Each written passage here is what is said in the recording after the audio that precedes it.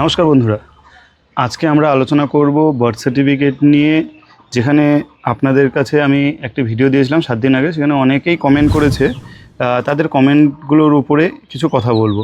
ব্যাপারটা হচ্ছে যে বার্থ সার্টিফিকেট একটা খুব ইম্পর্টেন্ট ডকুমেন্ট, যেখানে কিনা আজকের দিনে ডিজিটালাইজেশনের প্রসেস খুব কমপ্লিকেটেড। ম্যাক্সিমাম লোক বুঝতে পারছে না যে কিভাবে তাদেরগুলো করবে। কারো সংশোধন আছে, কারো এমন কমেন্ট যে নতুন হয়েছে কিন্তু অনেক দিন হলো সেটা রেডি হচ্ছে না, পাওয়া যাচ্ছে না। অনেকে এমনও কমেন্ট করেছে যে 1 মাস হয়ে গেছে, নতুন অ্যাপ্লিকেশন করেছি, এখন পর্যন্ত পাচ্ছি না, তো কী করতে হবে। তো এই প্রবলেমগুলো মূলত অনেকেরই রয়েছে। আর আপনাদেরও যদি কোনো প্রবলেম থাকে, কমপ্লেন থাকে, কি করলে পেতে পারেন, সেগুলো নিয়ে আমাকে কোশ্চেন করলে পরে আমি যতটুকু আমার নলেজ রয়েছে সেই হিসাবে আমি জানকারি দিব। তো প্রথমত আজকের যেটা সবথেকে লাস্ট আমার কাছে কমেন্ট এখন অবধি এসেছে, তার মধ্যে থেকে একটি কমেন্ট আমি আপনাদের সামনে তুলে ধরছি। একজন বলেছে যে আমি নকশালবাড়ি থেকে, আমি 2008 সালে আমার জন্ম, কিন্তু আমার বার্থ সার্টিফিকেটে একটা মিস্টেক রয়েছে, এবং কি বার্থ সার্টিফিকেট মিস্টেক শুধু নয়, তার সাথে সাথে বার্থ সার্টিফিকেটে ফাদার নেমও কারেকশন রয়েছে। তো আমাকে কি করতে হবে? তো এই পরিস্থিতিতে কি করতে হবে আমি বলে দিচ্ছি। বার্থ সার্টিফিকেট কারেকশানে সবার প্রথম যেটা করা উচিত সেটা হচ্ছে যে আমাদেরকে একটা এফিডেভিট প্রয়োজন হবে।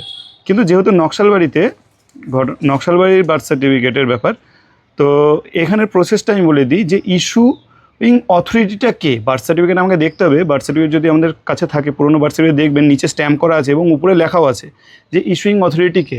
যদি বার্থ সার্টিফিকেট ইস্যুইং অথরিটি কোনো পঞ্চায়েত থেকে হয়েছে, বা আমাদের নকশালবাড়ি এলাকার, যেহেতু উনি বলছেন নকশালবাড়ি এলাকার যেই বিএমওইচ অফিস থেকে বা হেলথ সেন্টার থেকে যেখান থেকে ইস্যু হয়েছে বার্থ সার্টিফিকেটটা, সেই সেন্টারে আমাদের কি করতে হবে? প্রথমত আমাকে তাদের চিঠি দিতে হবে। চিঠিতে এটা দিতে হবে যে to the sub registrar of birth বা to the registrar of birth করে চিঠিটা দিতে হবে, এবং সেখানে মেনশন করতে হবে সাবজেক্টে যে ডিজিটালাইজেশনের জন্য আবেদন, এবং তার সাথে সাথে আমি কারেকশন করতে চাই। তো তারপর আমাদের কি করতে হবে? বার্থ সার্টিফিকেটের পুরো ডেটাবেসগুলো চিঠিটাতে মেনশন করতে হবে। আমি চিঠিগুলো আপনাদেরকে ডিসক্রিপশানে দিয়ে দেবো, চিঠি কীভাবে লিখতে হয় তার পুরো প্রসেস। তো আপনারা সেই ডিসক্রিপশান থেকে সেটাকে কপি করে আপনারা নিজেদের জন্য চিঠি লিখে নিতে পারবেন। আমি সেই জায়গাগুলো মেনশন করবো, যে জায়গাগুলো আপনাদের ডিটেলসগুলো আপনারা ভরবেন। তো চিঠিটাতে সম্পূর্ণ ডিটেলসগুলো দিতে হবে, আপনার কি কারেকশান আছে না আছে, এবং তার সাথে সাথে কী করতে হবে? আপনাদের একটি এফিডেভিট করতে হবে। সেটা নিশ্চয়ই ম্যাজিস্ট্রেট এফিডেভিট হওয়া চাই, ম্যাজিস্ট্রেট এফিডেভিট। এবং সেই চিঠি আপনাদেরকে দিতে হবে কাকে? সাব রেজিস্ট্রার অফ বার্থকে বা রেজিস্ট্রার অফ বার্থের অফিসে। প্রথমত সাব রেজিস্ট্রার অফ বার্থের অফিসেই জমা করতে হবে, কারণ যদি sub registrar of birth certificate issue করে থাকে, ইস্যুইং অথরিটি যদি হয়, তাহলে সেখানে আমরা এটা জমা করব, এবং জমা করার পরে তারা আমাদের একটি সার্টিফাই কপি দিবে, এবং সেই সার্টিফাই কপির বেসে আমাদের বার্থ সার্টিফিকেটটি ডিজিটালাইজেশনের প্রসেসের জন্য বিএমওইচ অফিসে যাবে। এবার যখন বিএমওইচ অফিসে আমরা জমা করব, আমাদের এফিডেভিট, গার্জেনের আধার কার্ড, বাবার অথবা মার, দুজনের থাকলে দুজনেই দিতে হবে, এবং নিজের আধার কার্ড থাকলে আধার কার্ড দিতে হবে।